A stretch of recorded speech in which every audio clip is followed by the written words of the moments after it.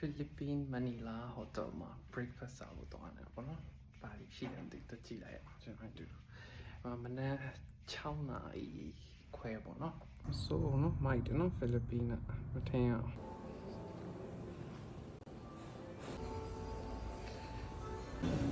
ဒါတော့ Mediterranean ပေါ့နော်ဒါ Arabic အစားအစာ section ပြီးရင်ဒီဘက်မှာ pastry တွေရှိမယ် pastry တွေကတော်တော်လေးစုံမယ်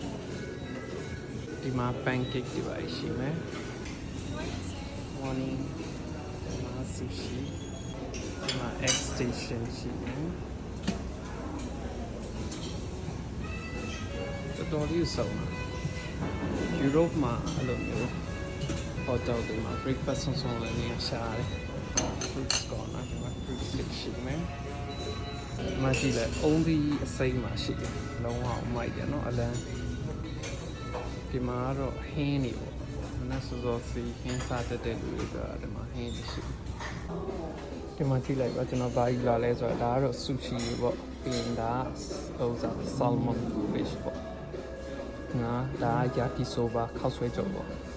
Japanese ခောက်ဆွဲကြုံဒါကတော့ hash brown ပေါ့ခါလူကြုံပြီးရင်ဒီမှာ vegetable ဟိုစားကော်ပြန်လိတ်လို့မျိုးပြီးရင်ဒါ cashew buns ပြီးရင် cheese bun ဒါကတော့ coconut cheese bun ခေါ်ပိုက် cheese တော့ကြားရပါမဟုတ်ပါဘူးကြောင်းမှာမချိုးဘူးအဲ့တော့ cashew buns တဲ့ cashew nuts နဲ့လောက်တာတော့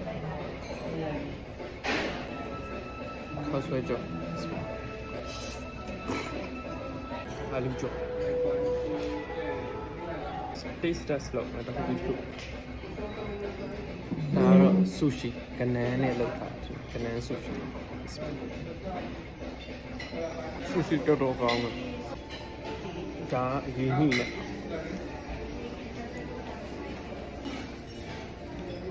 ဒါရင်းညစ်ရယ်ကနန်းရဲ့ဒါဂေါ်ဘီနဲ့မုံလာဦးနေနဲ့လောက်ထားတဲ့ကော်ပြန်လေးစားကောင်းဟုတ်ပြီ